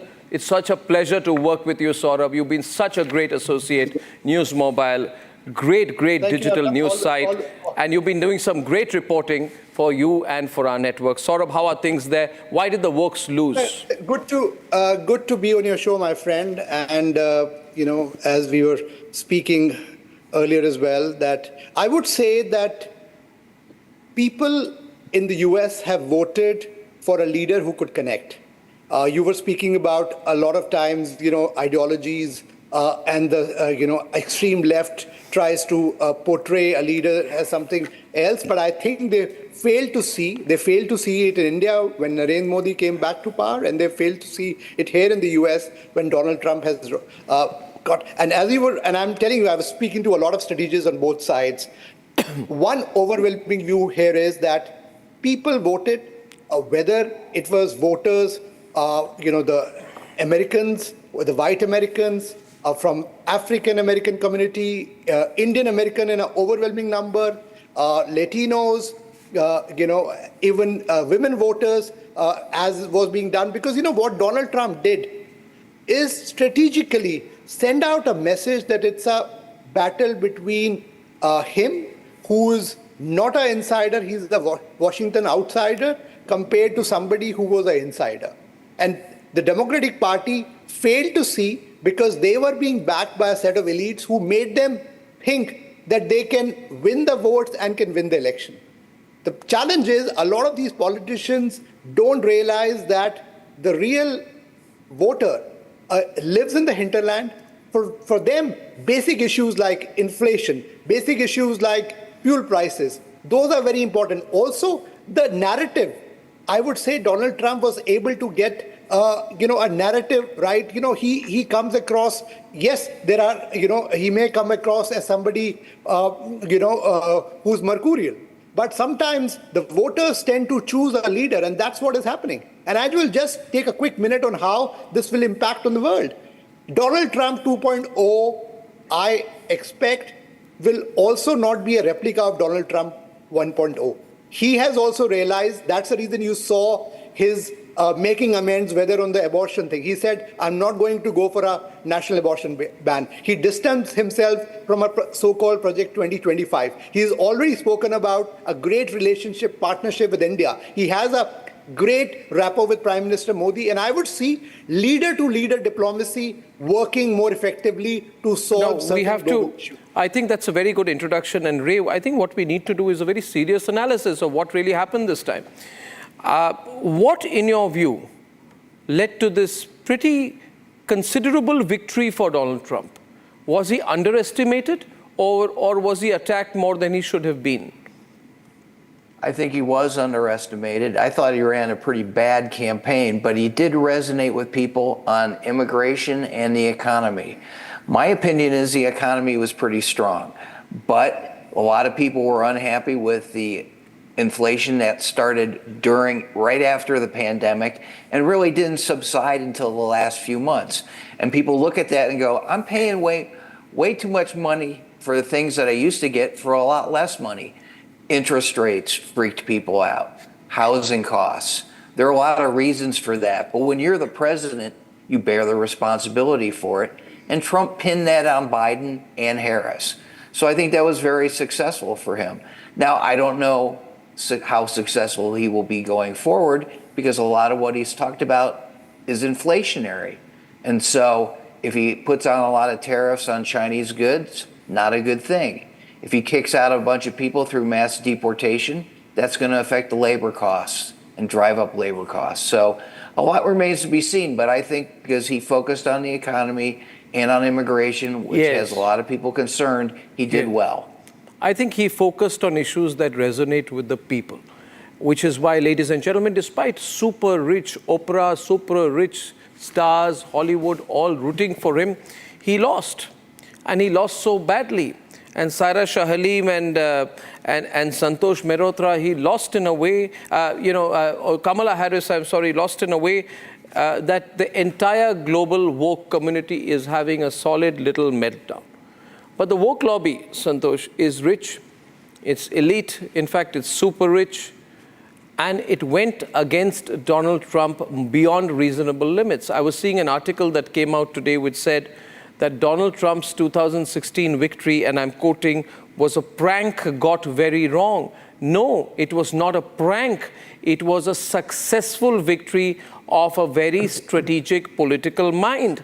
And then the art of overstatement. To say Donald Trump, and I quote from this piece, has the soul of a fascist and the mind of a disorderly child. I mean, people sitting in some campus somewhere with some irrelevant fellowship, having no connection with the real world and writing English. No connection with the real world. In their own little echo chamber somewhere, happy with the words they write for the publications who nobody reads. I find a strong similarity between the wokes and the lobby in the US and their aspiring brethren here in India. Santosh, what do you say?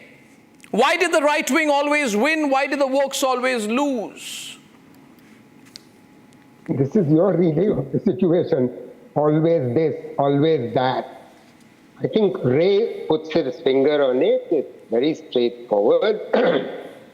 The inflation rate has been unprecedented in the United States. The inflation rate has been unprecedented in the United States. That's the bottom line.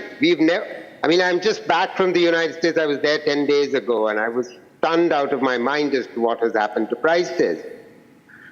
Secondly, I think Ray also rightly pointed to the fact that interest rates have been consistently high.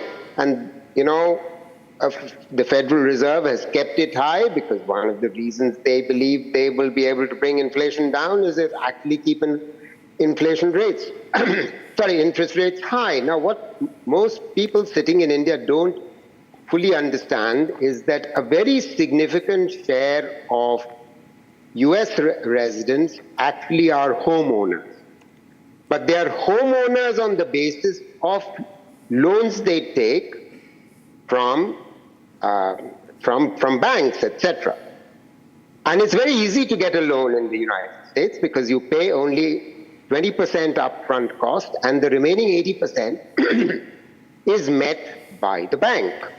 So a very high share of the people, of residents of the United States are actually homeowners. Now, if interest rates are high, obviously the middle class is affected, but the working class is also affected. And to that extent, the fact that, Biden was not a great advocate for why inflation rates have been so high, why they were not able to prevail upon the Fed to bring the rates down, actually in some ways beats me, but be that as it may. Why be that as it may? You may like to read the Why be that as it may? Why do you want to underplay that? Apply things to India, woke and non-woke and so on. The fact of the matter is at least two chiefs of staff of the former President Trump said in no uncertain Also terms the president designate again. He's fascist. may I finish? I mean, that was going to be my last sentence, but you love interjecting, so please go ahead. No, I don't like interjecting, but I love follow-up. So my follow-up to you is that, you want to bring everything down to a complex discussion on real estate. You're not accepting the reality, Professor. The reality is that... Why are you not accepting what Ray said? I am not accepting what Ray said. No. I am not. But Professor, I am not accepting what Ray said. I'm saying that this lobby, this woke lobby, they don't realize the mood on the ground. They say, oh, he's hateful, he's fascist, he's this, he's that. For God's sake, his line. Oh, 1 minute, sir. His line on illegal immigration was accepted by the people of America. And if there had been no issue, people would not have accepted it. You people in India are also always for Rohingyas and Bangladeshis and infiltrators, and you tell us to have a golden heart. Well, the fact of the matter is, when Trump says that a vote for Kamala Harris means 50 million illegal aliens will invade our borders, steal your money, steal your job, steal your life, of course he's overstating things. But the fact of the matter is there is a problem.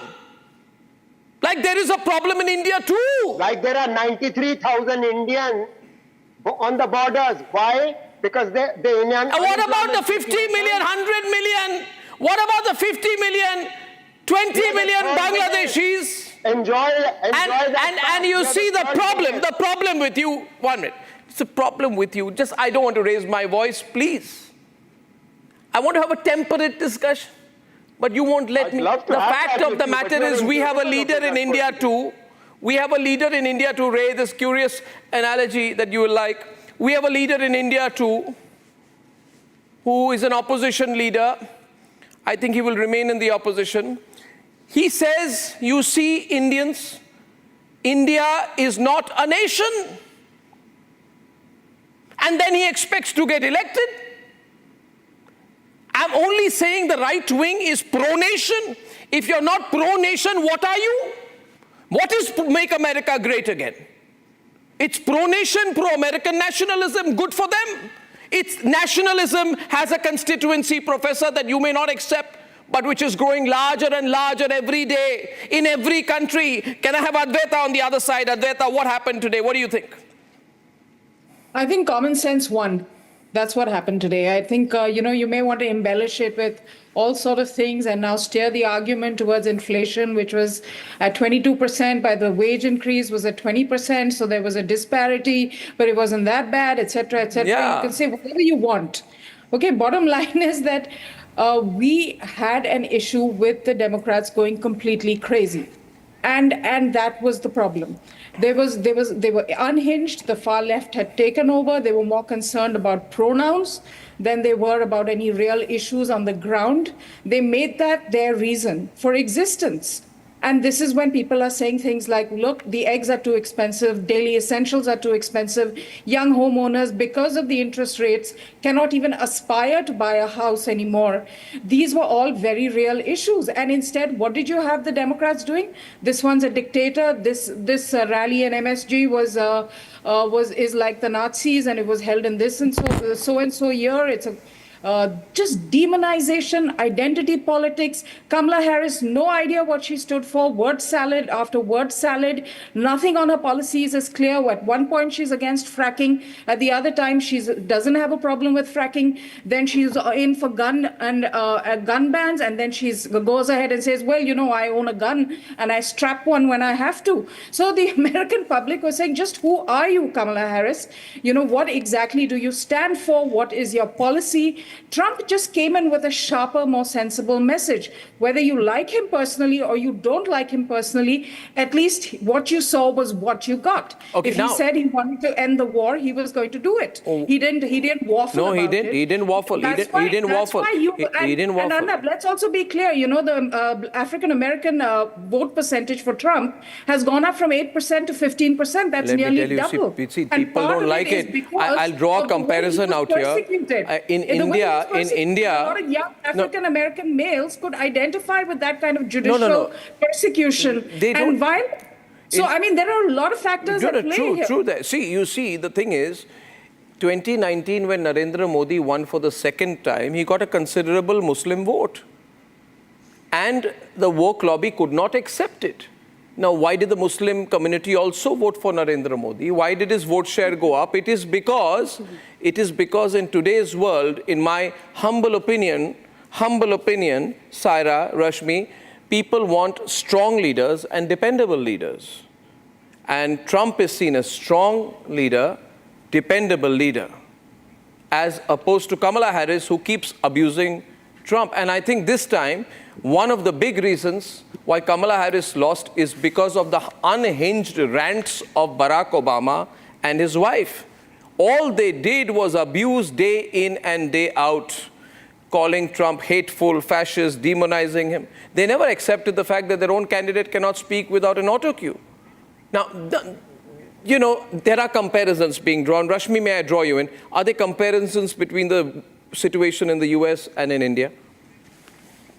Absolutely, Arnab. The intersectional activism that happens across the world, which is basically the woke movement hijacked by the cultural Marxists sitting in, campuses and different think tanks with fat-paying salaries for doing nothing. They have a sense of solidarity across the world. So their issues are the same. So, there is the Black Lives Matter movement happening in America, but then you have the Indian cricket team here taking the knee as well, because the activism is all across, and they have a sense of solidarity across the world. The left has that, something that the right did not have for the longest of times. But they're repeatedly rejected. I think that is something that we saw today. The Marxists were first rejected by the middle class people, and then the Russian regime and the Chinese regime, kind of rejected them altogether. Then they all came onto university campuses, and they've started this global cabal of activism that happens along the same lines across the world. But what they've forgotten is that you can fool all the people for some time.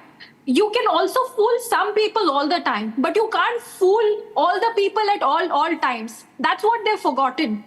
And the Trump campaign, I think it's incredibly unfair to say that they didn't work hard. They worked extremely hard, because I followed this campaign to the T. In Pennsylvania, which became, a key swing state, they brought out 80,000 first-time Amish voters. They registered them. These people, they're isolationists, but they got them out, they got them registered. So they worked incredibly hard as well. And, Democrats, they were just rhetoric after rhetoric, forgetting that, gone are the days of fooling people based on, rhetoric which are manufactured on campuses and through think tanks and endorsed by a few Hollywood celebrities. Those days are gone. The real people won't be fooled anymore, be it in America or in India. Yeah, absolutely. So I think that is the lesson. Absolutely. Also, this little self-help. So I'd like to come in, Arnab. Yes, Saira, please. Yeah, so what I'm saying is, Arnab, neither are we devastated nor are we euphoric, because you look at Republicans and Democrats, it's the same thing.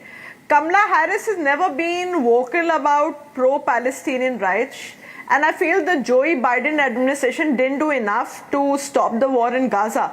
So either ways, we are neither devastated nor we are euphoric. I'm stating it again. And here, if you look at Kamala Harris, she lost the popularity votes because you have to look at the Arab Americans. A lot of them voted for Donald Trump. And here, 79% of Jews, they voted for Kamala Harris on the contrarian side. Because here, what Kamala Harris failed to do is have a vocal stance for Palestine, which she clearly did not have a vocal stand. And here, Kamala Harris has endorsed policies that sanction arms to Israel as part of the administration. So I think overall, the Americans are very confused about what she's standing for. So like I said, it's not a congratulatory time, nor is you're sinking into depression. No, you are sinking into depression. Not you, Saira, but just read what is being written around. Just read what is being written around and what they are seeing here. It's like the Congress party. It's like the Congress party in India and the Congress party's ruling family in India. They just cannot come to terms with their own irrelevance. And that is all. And then you can't justify it by getting some NGO, politically correct, woke type people, some economists to come and praise you. You can't do that. You have to be in touch with reality. There is a group which wins and there is a group which loses. In this case, despite having the media on their side, Meera Patel, despite having the media on their side, despite having the money on their side, despite having the digital media on their side, despite having the lobbies on their side, the environmentally activist groups on their side, despite having Bill Clinton and Obama on their side, everybody on their side, she lost. So there's a serious problem. In your view, can people blame it on Kamala Harris and get away? Because I know what will happen tomorrow. They'll say, we were good, a candidate was bad. But I don't think they can get away with that. What do you think, Meera? Not really. I see this as a failure, a collective failure which has happened. It's not that Kamala Harris has failed. It is the ideologies that she represented. People had high expectations. Even people in India were looking up to Kamala Harris being the first woman president. Why? What do we have it? What is in it for us? No, of course, because they are Indians abroad. There are a lot of things that would have happened. We would have seen some shift, because what I see from Trump's policies, he is boasting about First America, MAGA. Yes. He's focusing only on America. Yes. This is not an open borders. With Kamala Harris, we would have seen open borders. There are people, immigrants, H-1B visas, Indian residents who are residing in US at the moment. You want open borders? Open borders for America. Open borders, one world, globalization is all rubbish, Meera. It is not true. It is a dream that has been fed to people after the end of the Cold War, which we are supposed to accept, and some super rich people profit from it. It's a gigantic conspiracy, largely propagated by a group of, writers and economists. It does not help anyone. See, I see this as a failure where, we were hoping for a just America, then a first America. This is what has been, What is a just America? Just America is what Kamala Harris was for. See, you add these words, what do they mean? Kamala Harris is fair, Trump is unfair, Narendra Modi is bad, Rahul Gandhi is good. What is all this? I'm not it makes talking no about sense. fairness. I'm talking about the rights perspective. What rights? There are a lot of rights that Kamala Harris was vouching for. There are abortion rights for women, reproductive rights, LGBTQI rights, then very academic discussions. They make no sense on the ground. People have no food to eat. There are a lot of homeless people in America, and we're talking about only LGBT rights and, environmental activism, and whether people should have broccoli or whether people should have organic hydroponic food. I mean, this is all extremely esoteric, woke conversation. But the rights are the real issues. It's very elitist, very elitist. But these are the real issues that even India is facing today. No, it's not the real issues. The problem in India is not facing issues of a caste census. India is facing issues about how quickly we can become, a developed country, a Viksit Bharat, this aspirational country, not to be pulled back. I mean, PK is watching this conversation. PK, will the wokes ever change? Is there going to be a lesson after all this, or will they become more deeply entrenched? You see, the woke and the so-called left are focused on dividing us. In fact, they divide us into LGBTQ people, women versus men, pronouns, caste, low caste, so-called backward caste versus pronouns. What we need, victimhood. Basically, what is patriotism or nationalism? Basically, is where you work for the good of the whole nation. And what was interesting about Trump's victory speech is that he said he's going to work for all Americans, regardless of who voted for him. And he also said that he welcomes legal immigrants into the country. What is wrong with that? He wants all legal immigrants, but the illegals need to be weeded out. That's very similar to what India talks about when we talk about Ghuspetias who are coming in without without legal papers. See, there is an angle here. You see, I'm telling you, there is an angle here. And people may think I'm pushing the agenda, but Saurabh, there is an angle here. We also, let me tell you, there are a group of people here in India who are fed up with this climate hypocrisy, a constant sense of manufactured victimhood, a need for an open border. India needs to open its borders to China and Bangladesh, the woke agenda, and an obsession with Palestine. There is a similarity. We are fed up, and it's clear to me from today's results, Saurabh, a lot of Americans are fed up as well. Arnab, let me say it, the American people what is interesting is Donald Trump. There's been no focus on Bangladeshi Hindus. Yeah, absolutely. India, shouldn't we be concerned about Saurabh. Arnab, American people have given an overwhelming mandate to Donald Trump. There is a message here. The message is that what he stands for, what he has been espousing, the American people have democratically elected him, and now let the controversy should rest. That what was he talking about? That he will take America to an extreme country and all that. Having said that, he is somebody. I was speaking to a lot of Indian Americans. He was the first candidate who spoke. He made a clear distinction about skilled immigrants. His wife Melania, came to the U.S. as an immigrant. Elon Musk, a big supporter of Donald Trump, came to the U.S. As an immigrant. The fact that he's talking about skilled immigrants, a lot of Indian Americans, I'll tell you this election, why did they vote for Donald Trump overwhelmingly? Despite the fact that Kamala Harris, a candidate of South Asian origin, because the Democrats were providing a pathway for them to get. They are the Indians today, despite the fact paying heavy taxes here. No, I think, Saurabh, if I take a little bit of what Professor Mehrotra said, my question which I'm asking is, this campaign, Ray, from where I see it, and you're much closer to it, and you might understand it much better, it became more about how the other guy is bad for Kamala Harris than accepting what went wrong in their agenda and putting out their alternative agenda. It was all about how terrible and how desperate, and how, narcissistic Donald Trump is. It was not an acceptance of what had gone wrong in the Biden administration. There was no conversation on that. Ray?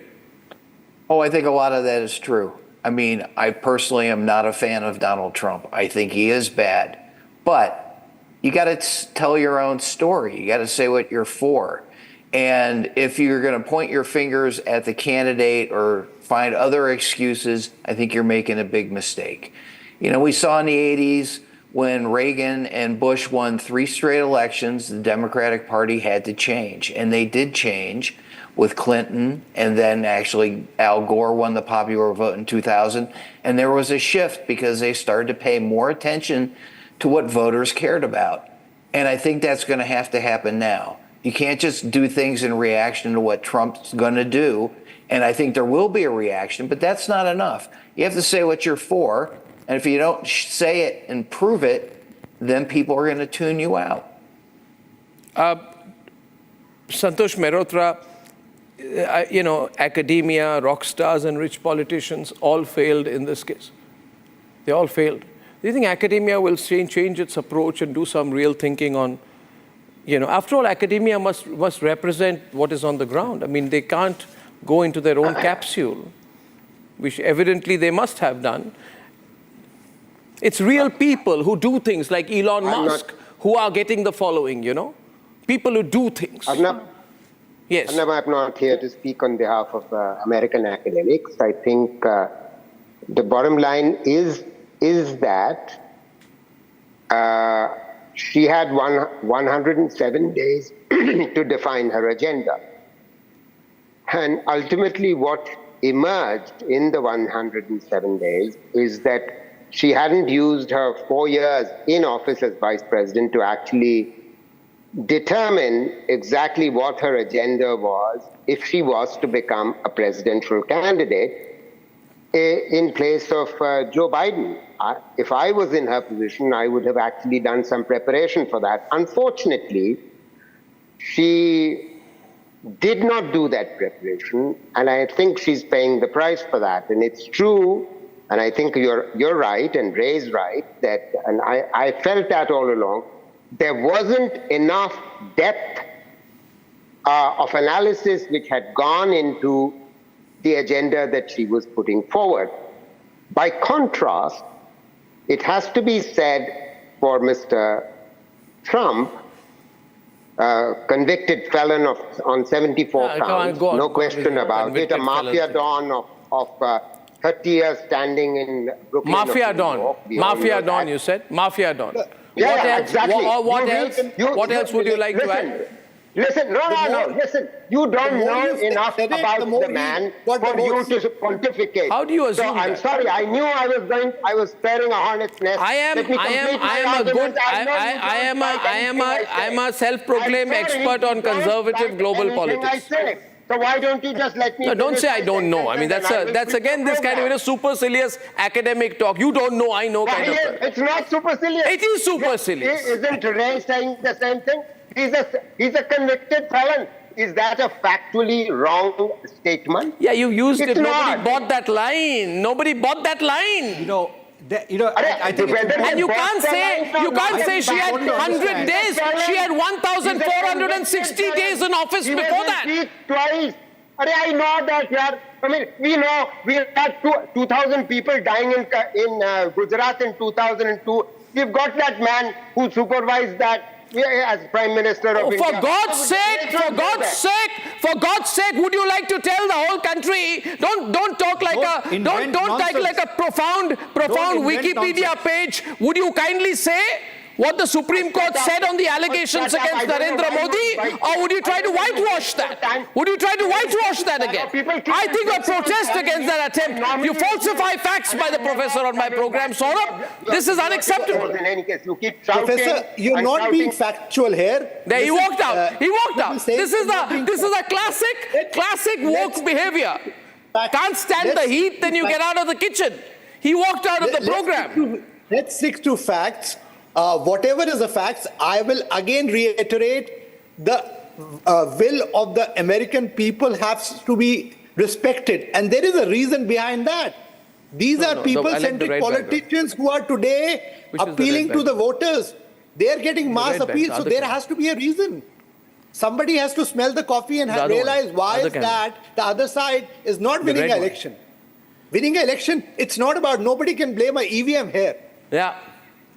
Nobody can. It's American people have voted, and that too in an overwhelming manner. I just don't know. I call this the woke meltdown, but Professor Mehrotra had a meltdown on my program. What did I do, Advaita? Well, this is exactly it, right? Everything gets so personal. And the learned professor, this sort of condescension, the left-controlled Democrat Party, because that's not the party that I was exposed to when I was studying in the US, when there was Bill Clinton, was not this elitist party. I mean, this is a party that has transitioned over the years, and these kind of public meltdowns is what defines them. You have Obama telling African-American men that you don't want to vote for Kamala because she's a woman. Now, why are you talking down to them in a society wherein you have such a prevalence of single-family homes, mostly with women as the primary caregivers? So it's not like African-American men don't have powerful women in their families. Give me the other shots. Obama standing on stage and telling them you have a problem with women, that's why you don't want to vote Kamala, is the kind of talking down nonsense that the Democrats have been doing for so long. They just think everyone is beneath them. And they don't need to talk to people, they need to talk down to them. And this is the response that they've got. And the professor, I'm sorry to say, the way he stomped off he stomped off. is a classic example of this kind of intellectual and misplaced arrogance, the red background, which is losing touch with the common people. And it's the common people who go to vote. Yeah. Anyway, I'm sorry for the way he behaved, but I can only say, viewers, he's not the only one. A lot of people tonight are having a meltdown. A really solid, real, long-term meltdown. I just hope that they change on the other side of it. I wish them well. And as I've begun to say, don't celebrate Donald Trump coming in too soon, because I'm not sure what his line is going to be about business and about India. But the fact is he's won and Kamala's lost. And Kamala Harris not just lost, she's lost pretty badly. I thank everyone. and Mira as well. And I shall see you tomorrow. Ladies and gentlemen, the debate, in case you missed it, on what the impact of Donald Trump for India is going to be on the other side. Time for a quick breather. Arnab will be right back with the debate. Co-powered by Jaguar Bath & Light. Amity has been ranked amongst the top 3% universities globally, a testimony to Amity's globally benchmarked quality.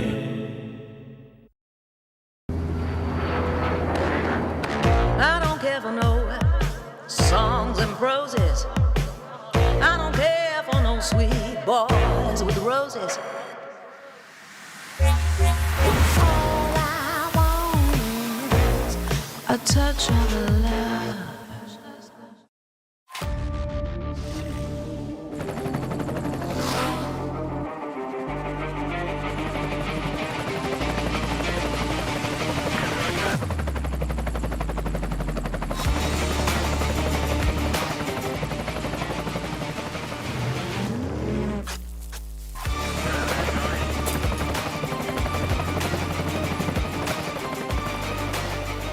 Director, the taste of success.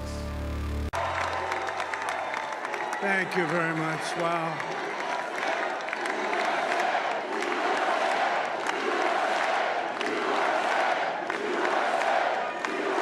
Well, I want to thank you all very much. This is great. These are our friends. We have thousands of friends on this incredible movement. This was a movement like nobody's ever seen before. And frankly, this was, I believe, the greatest political movement of all time. There's never been anything like this in this country, and maybe beyond. And now it's going to reach a new level of importance because we're going to help our country heal. We're going to help our country heal. We have a country that needs help, and it needs help very badly. We're going to fix our borders. We're going to fix everything about our country. And we made history for a reason tonight, and the reason is going to be just that. We overcame obstacles that nobody thought possible, and it is now clear that we've achieved the most incredible political thing. Look what happened. Is this crazy? So I want to thank the American people for the extraordinary honor of being elected your 47th president and your 45th president. And every citizen, I will fight for you, for your family, and your future. Every single day, I will be fighting for you, and with every breath in my body, I will not rest until we have delivered the strong, safe, and prosperous America that our children deserve and that you deserve. This will truly be the golden age of America. That's what we have to have. This is a magnificent victory for the American people that will allow us to make America great again. We also have won the popular vote. Just as I did in my first term, we had a great first term, a great first term. I will govern by a simple motto: promises made, promises kept. We're going to keep our promises. Co-powered by Jaguar Bath & Light.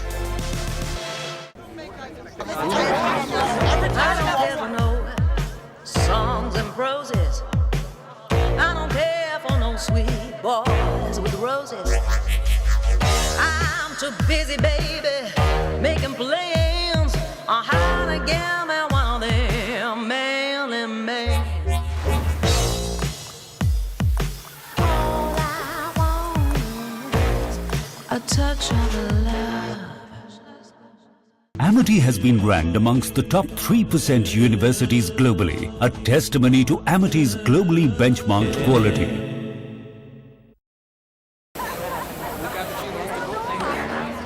I don't care for no songs and proses. with roses. I'm too busy, baby, making plans on how to get me one of them manly men. All I want is a touch of love. From the Republic Media Network headquarters, it's time for Arnab Goswami on The Debate.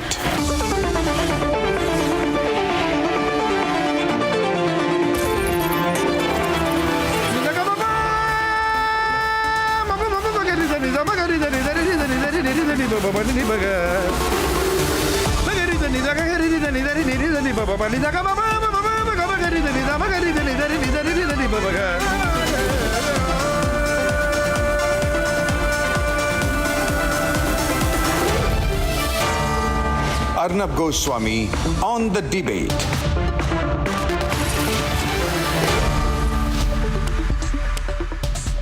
Well, Donald Trump is going to be, once again, for his second term, the President of the United States of America, the 47th President of the US. And the question everybody is asking is, how is this going to work for India? Well, at one level, it's going to work out great because Donald Trump personally has a wonderful equation with Prime Minister Narendra Modi. He respects Narendra Modi. He's spoken about him so many times in interviews and statements. And it's quite clear that at a level of personal chemistry, both the leaders are strong leaders in complete control of their respective countries. For Narendra Modi, it is his third term. For Donald Trump, it is his second term.